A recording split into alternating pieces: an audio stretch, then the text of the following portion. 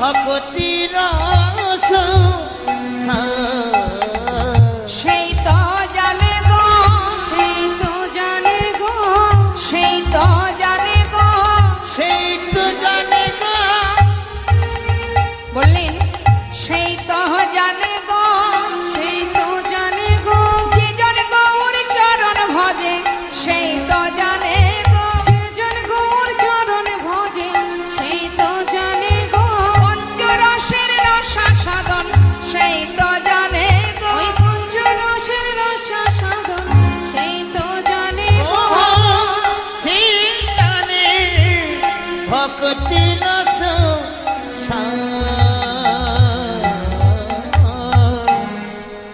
বৈষ্ণব মহাজন বললেন একমাত্র সেই জানে যে জন গৌর চরণকে সম্পদ ভেবেছে, সাধু গুরু বৈষ্ণবের সঙ্গ করেছে।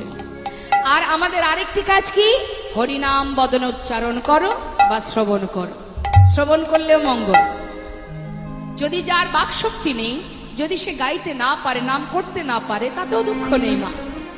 যে গাইতে পারে সেটা আলাদা বিষয়। যদি কেউ গাইতে না পারে, সে যদি শোনে তাতেও মঙ্গল।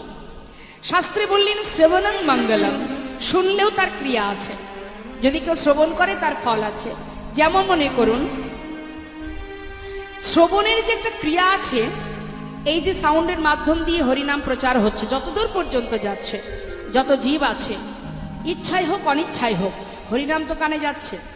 হেলাই বা শ্রদ্ধায় যেবা নাম লয়, ক্রমে ক্রমে কৃষ্ণ ভক্তির হয় উপচয়।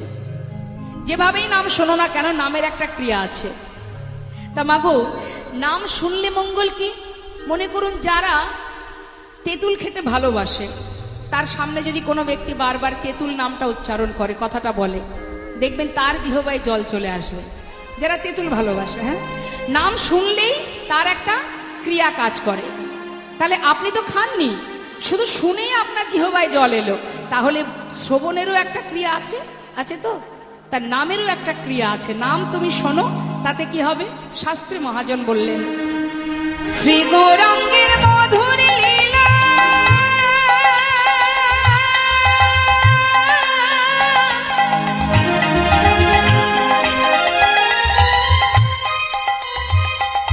যারে করিনে প্রবেশিলা, আমার শিগুরাঙ্গের মধুর মধুর লীলা।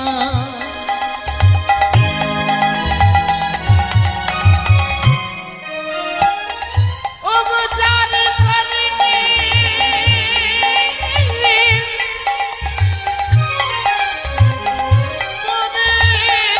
প্রবেশিলা। যদি কেউ শ্রবণ করে, মহাজন বললেন শ্রবণ করলে কি হবে? হৃদয় নির্মল ভেলতা, হৃদয় নির্মল ভেলতা, হৃদয় নির্মল ভেলতা, আজ হৃদয় নির্মল ভেলতায় অজ্ঞানাধার যাইব দূর, অজ্ঞানাধার যাইব দূরে, যে জন হরিনাম শ্রবণ করে, ও তার অজ্ঞানাধারে যাইব দূরে।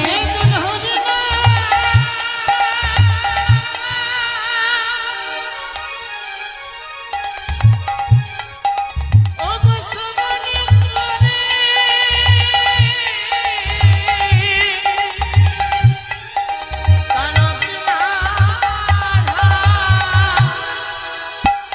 যাইব দূরে।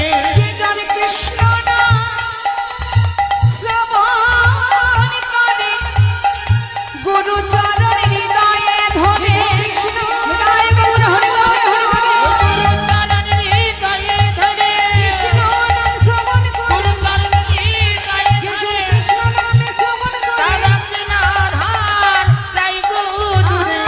হৃদয়নি মন ভেলতা।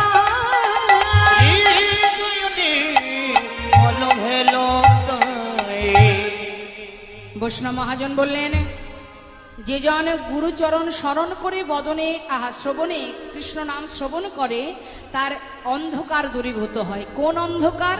অজ্ঞানতার অন্ধকার।